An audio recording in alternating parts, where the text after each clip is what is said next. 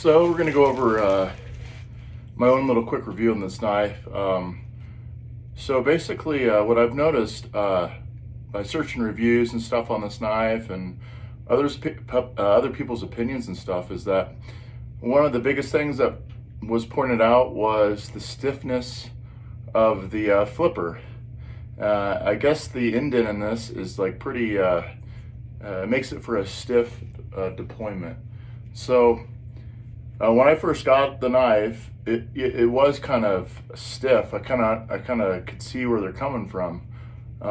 But as I was using it a little bit, I think it kind of weakened up a little bit in a way because it's way easier to deploy this knife now. It's pretty smooth. Another thing too is, you know, it wasn't quite the knife that they're looking for because, you know, Zero Tolerance has the, they're kind of known for their overly built knives. They're very, some can be thick, just really built like a tank, right? But this is more like a, if you like compare like, you know, a 4x4 truck, you know, versus a Corvette, right? Well, this would be like a Corvette. I mean, it's still made with high quality products, but you know, you're not going to be going through any bones and stuff with this knife. This is more of a finesse knife because the blade diameter is pretty thin, and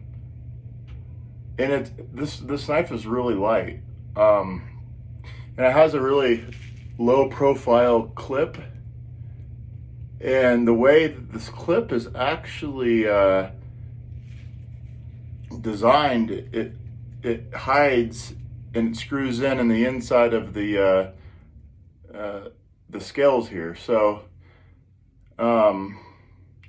that's pretty unique. I like the idea that it's really low profile because it's such a long knife, and so you can literally put this in your pocket and you wouldn't know if this is like a pen or something sitting in your pocket, or it's, you know, fairly skinny.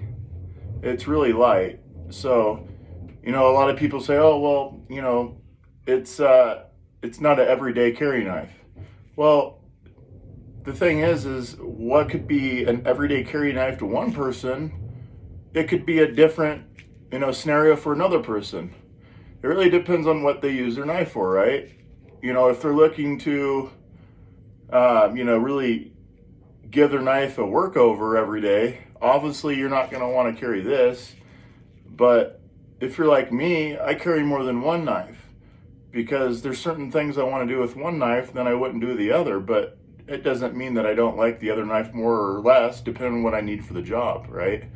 So, so that's the thing, like,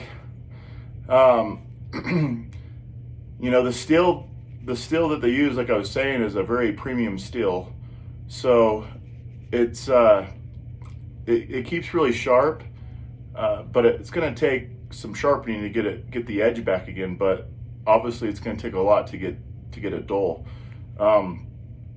So my opinion about this knife is that if you would have done your research on this knife, you would know exactly what you're getting. So hopefully by watching this video, you can have an idea of, you know, you need to understand what knife do you really need, what are you going to use it for, and could this potentially be a knife that you could, you know, put in your collection and use it as an everyday, right? But some people just collect knives, so they're just want to buy it to collect it. They're not really going to use it like, you know, some people buy knives. So you know, thanks for watching my video.